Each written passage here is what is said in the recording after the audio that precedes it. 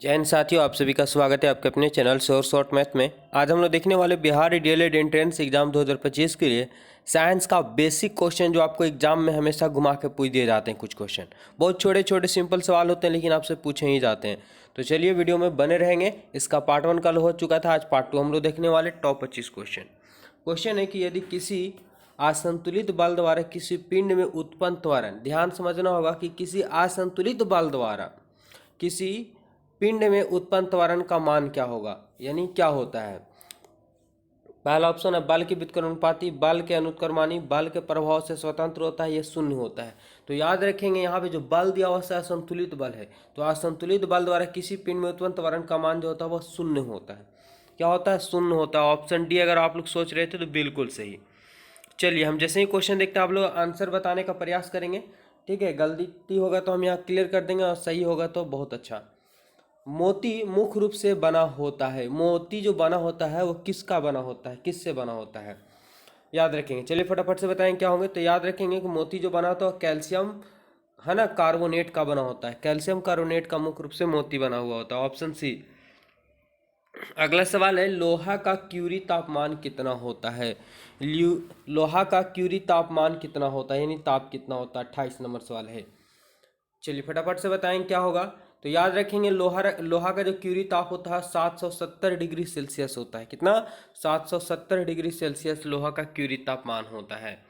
अगला सवाल है 29 नंबर सवाल कि गैसों के विसरण हेतु आवश्यक शर्त है कि उनके बीच रासायनिक प्रतिक्रिया है। कैसा? ध्यान समझना होगा कि गैसों का विसरण, विसरण यानी आप समझ सकते हैं कि एक जगह यहाँ पे अगरबत्ती जल रहा है तो इसकी जो है सुगंध जो है चारों तरफ क्या हो जाती है, फैल जाती है, अच्छा वातावरण हो जाता है, ठीक है। तो इसी प्रक्रिया को विसरण कहा जाता है। तो गैसों का विसरण के लिए आवश्यक शर्त है कि उनके बीच रासायनिक प्रतिक्रिया होनी चाहिए। संभव है ना, संभव नहीं या धीमी या तेज। क्या होगा 29 का?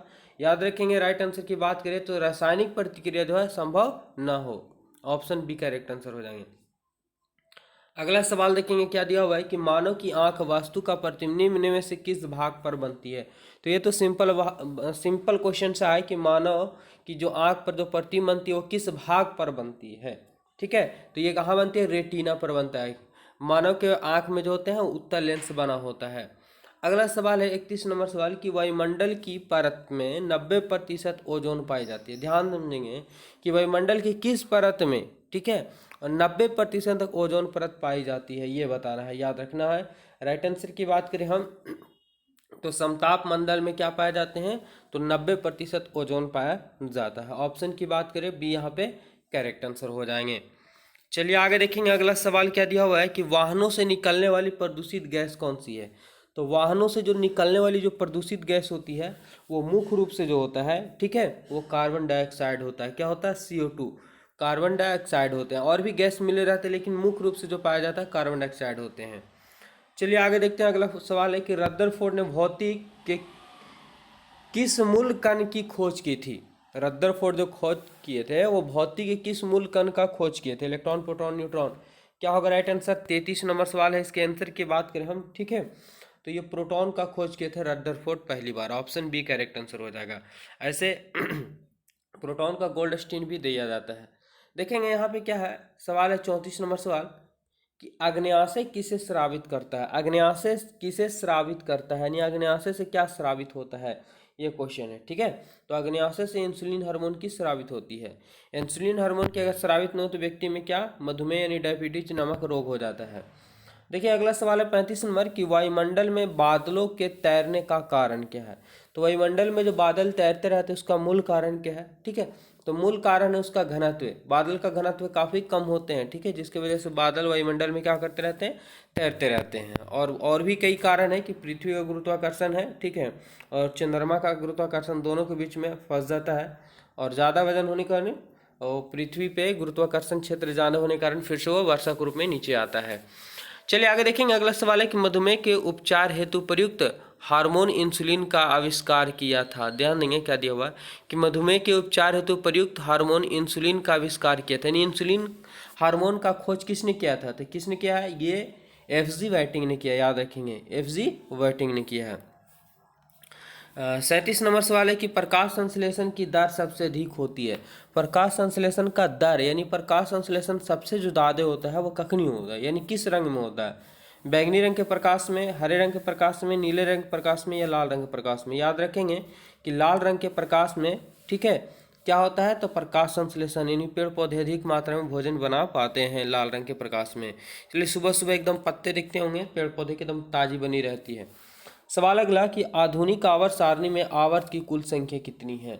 आधुनिक आवर्त सारणी में आवर्त की कुल संख्या पूछा गया है, ठीक है। तो आवर्त की कुल संख्या क्या? 7 है। आवर्त की कुल संख्या 7 है। वर्ग की कुल संख्या जो है वो 18 है, याद रखेंगे। चलिए आगे देखिए, अगला सवाल क्या है? रेशम पालन कहलाता है, यानी रेशम पालन क्या कहलाता है? कौन सा कल्चर कहलाता है? तो रेशम पालन जो कहलाता है वो सेरीकल्चर कहलाता है। क्या? सेरीकल्चर कहलाता है। ऑप्शन बी करेक्ट आंसर हो जाएंगे।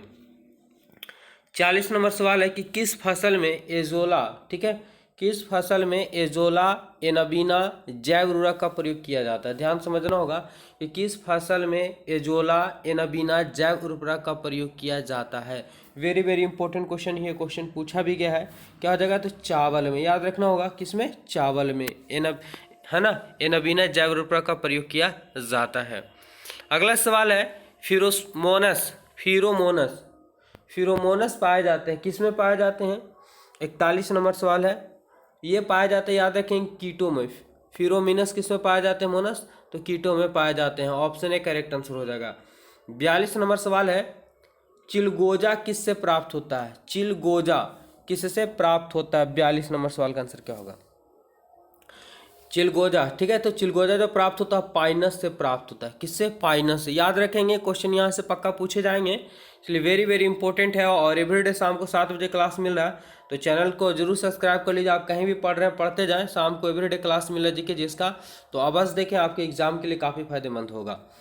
हरा प्रोटोजोआ के नाम से जाना जाता है। हरा प्रोटोजोआ के नाम से किसे जाना जाता है? ठीक है, तो किसे जाना जाता है? याद रखेंगे, यूग्लिना को जाना जाता है। किसे? यूग्लिना को हरा प्रोटोजोआ के नाम से भी जाना जाता है। 44 नंबर सवाल है कि आईसी चिपों का निर्माण किया जाता है। आईसी चिप जो होते हैं का निर्माण किया जाता है किससे? ठीक है, किससे किया जाता है? तो सेमीकंडक्टर से, जिसको अर्धचालक बोला जाता है। सिलिकॉन, जर्मेनियम मुख्य रूप से पाए जाते हैं उसमें, ठीक है। उससे क्या होता है? चिप्स, पहले मेमोरी, जिसको हम लोग बोलते हैं मेमोरी, जो मोबाइल में वगैरह लगाए जाते हैं। चलिए आगे देखते हैं। वायु तक पाया जाता है। वायु तक यानी हमारे शरीर के जो अंदर जो कोष्ठक पाए जाते हैं, ठीक है, हवा के लिए, वो पाए जाते हैं। कहाँ पाए जाते हैं? तो हाइड्रोफाइटा में। कहाँ? याद रखेंगे, वायु तक पाया जाता है किसमें? तो हाइड्रोफाइटक में, हाइड्रोफाइटस में। ऑप्शन बी यहाँ पे करेक्ट आंसर हो जाएगा। चलिए, श्वसन मापन का यंत्र कहलाता है, नहीं, जो धड़कन मापा जाता है, दिल की धड़कन, ठीक है, वो किस यंत्र के द्वारा मापा जाता है? किस यंत्र के द्वारा मापा जाता है? तो आप लोग सुने होंगे, डॉक्टर के पास हम लोग क्या बोल देते हैं? आला बोल देते हैं शॉर्ट भाषा में, लेकिन उसका असली नाम क्या है ना? रेस्पिरोमीटर। ऑप्शन डी यहाँ पे करेक्ट आंसर हो जाएगा। चलिए अगला सवाल है 47 नंबर। देखेंगे क्या दिया हुआ है कि इलेक्ट्रॉनिक शासन प्रदान करने वाला देश का पहला राज्य कौन सा है? इलेक्ट्रॉनिक शासन प्रदान करने वाला देश का पहला राज्य कौन है? तो यह केरल। ऑप्शन यहाँ पे ए करेक्ट आंसर हो जाएंगे। अगला सवाल, चुंबकीय सुई किस तरह संकेत करती है? सबको पता होगा कि चुंबकीय सुई जो संकेत करती है किधर करती है? तो नॉर्थ साउथ करती है, यानी उत्तर के बाद दक्षिण करती है। यानी ऑप्शन की बात करें तो ऑप्शन यहाँ पे सी करेक्ट आंसर हो जाएंगे। अगला सवाल है कि कंप्यूटर भाषा जावा का आविष्कार कौन है? जावा का आविष्कार कौन है? 49 नंबर सवाल का 49 नंबर सवाल का आंसर क्या होगा? ठीक है, याद रखेंगे, सन माइक्रोसिस्टम। जावा का आविष्कार कौन है? तो माइक्रोसिस्टम। ऑप्शन 49 का सी यहाँ पे करेक्ट आंसर हो जाएंगे। चलिए आखिरी सवाल है, देखेंगे क्या दिया हुआ है। अभिसारी लेंस वह होता है जो, अभिसारी लेंस वह होता है। चलिए इसका कमेंट आप लोग फटाफट से कमेंट बॉक्स में इसका आंसर देंगे। इस वीडियो में इतने ही रहने देते हैं। कल अगला अगला क्वेश्चन लेकर के आएंगे, तो हमारे चैनल से बस जुड़ेंगे। धन्यवाद सभी को।